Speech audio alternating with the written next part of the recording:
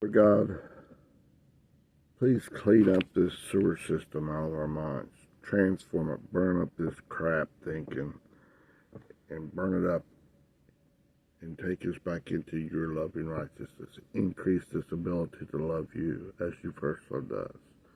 Here's 2 Corinthians chapter 10, the whole chapter from the New King James Version. Chapter 10. Now I, Paul, myself, am pleading with you by the meekness and gentleness of Christ, who in presence am lowly among you, but being absent am bold towards you. But I beg you that when I am present, I may not be bold with that confidence by which I intend to be bold against some, who think of us as if we walked according to the flesh. For though we walk in the flesh, we do not war according to the flesh.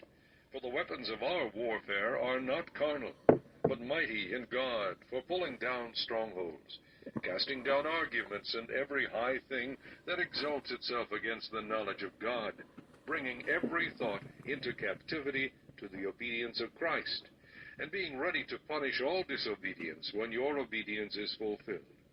Do you look at things according to the outward appearance? If anyone is convinced in himself that he is Christ's, let him again consider this in himself, that just as he is Christ's, even so we are Christ's.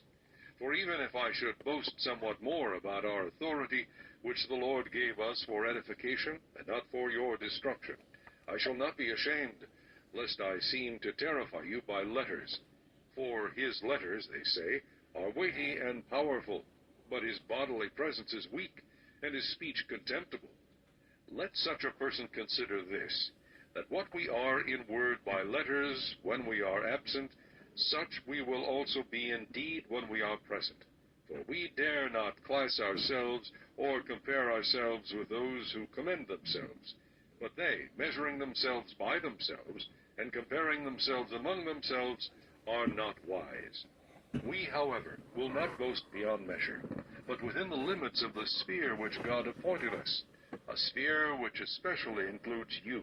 For we are not overextending ourselves as though our authority did not extend to you, for it was to you that we came with the gospel of Christ, not boasting of things beyond measure, that is, in other men's labors, but having hope that as your faith is increased, we shall be greatly enlarged by you in our sphere, to preach the gospel in the regions beyond you, and not to boast in another man's sphere of accomplishment.